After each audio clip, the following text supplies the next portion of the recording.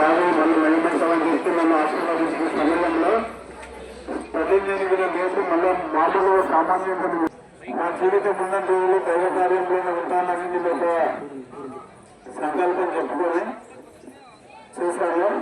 అలా అమ్మవారి నామ సంకల్పం చేయడం వల్ల నాకు మళ్ళీ సామాన్యంగా మారడం వల్ల ఒక 3 నెలల తర్వాత అలా ఆరోగ్యం బాగిన తర్వాత మా గురుగారు కాశీ, గయా, కలకత్తా, అస్సాం, పూరి, సింహాచలం, విజయవాడ నుంచి దర్శనం చేయించుకునే సమయంలో కలకత్తా కాళీమాత ఆలయంలో తల్లి నేను పూర్తిగా ఆరోగ్యం అయితే మీ దాకా సైకిల్ యాత్రలో తల్లి దండం పెట్టుకున్న తర్వాత 9 నెలలుగా సామాన్యంగా నా జీవితం జరిగింది.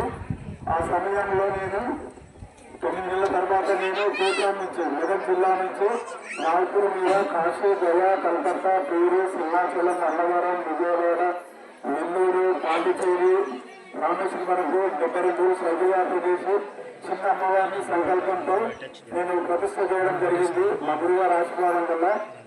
ఆ తర్వాత ఒక 14 అడుగుల అమ్మవారిని తీసుకొచ్చి ఇప్పుడు ప్రతిష్ట చేసినాము.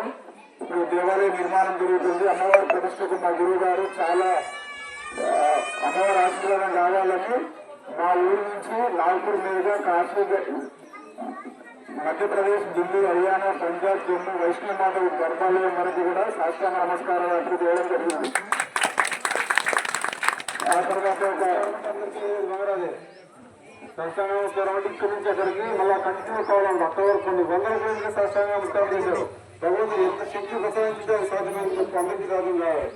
2350 కిలోమీటర్లు చేసినాం స్వామి. 3 నెలల తర్వాత రోజు జరిగింది. ఆ తర్వాత ఇప్పుడు ఒక గోశాల నిర్వహిస్తున్నాము. ఒక 30 ఆవులు ఉన్నాయి. ఇక్కడ పశువులు, పక్షులు ఎన్నో అభివృద్ధి సేవ చేసే అదృష్టం ఇలాంటి మహనీయుల వల్ల మాకు జరిగింది. ఇటువంటి స్వాములందరూ ఆశీర్వాదం తీసుకొని ఇప్పుడు కూడా ఆ దేవాలయం నిర్మాణం చేయాలని ఒక 65 ఫీట్ల వెడల్పు, 95 ఫీట్ల పొడవుతో రాతి కిలోలతో ఆలగడ్డ వాళ్ళతో మేము రాతి దేవాలయం నిర్మిస్తున్నాము.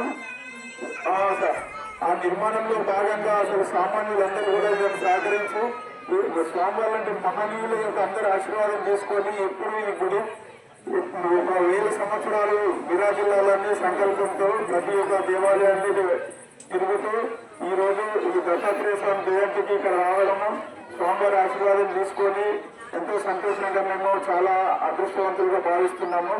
ఈ అవకాశం ఇచ్చిన గురువులకు నా యొక్క నమస్కారాలు. మీ అందరికీ నా యొక్క నమస్కారాలు. జై కాళీమాత, జై గురుదత్త, శ్రీ గురుదత్త. ఇక్కడ మాకు ఏంటంటే ఈ సార్ వాళ్ళు, వీరభద్రాచార్య సార్ వాళ్ళు మాకు అమ్మవారి దగ్గరికి వచ్చి ఒక ప్రత్యేక హోమం చేసినప్పుడు పరిచయం అయ్యారు. ఆ స్వామి వాళ్ళు వచ్చినప్పటి నుంచి ఎంతో మంది స్వామి వాళ్ళని కూడా పరిచయం చేసింది. మాకు ఇక్కడి దగ్గర తీసుకురావడానికి స్వామి వాళ్ళే మాకు చాలా సహకరించారు. మాకు ఇప్పుడు కమిటీ కూడా వేసినాము. మా కమిటీ సభ్యులు అందరం కలిసి ఈ గుడి నిర్మాణంలో అందరం భాగస్వాములమైనాము. ఈ కార్యక్రమానికి అందరూ కూడా మీరందరూ కూడా ఇక్కడ నుంచి 750 కిలోమీటర్లు అవుతుంది. మీరు హైదరాబాద్ వచ్చినప్పుడు 18 అడుగుల అమ్మవారు ఉంటుంది. ఆ అమ్మవారిని దర్శించుకొని మీరు కూడా అందరూ బాగుండాలని మేము కోరుకుంటున్నాము. జై గురుదత్త, శ్రీ గురుదత్త.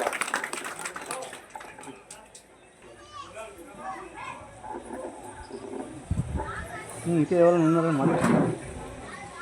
జై గురుదత్త. ఇంకెవరైనా ఉన్నారా?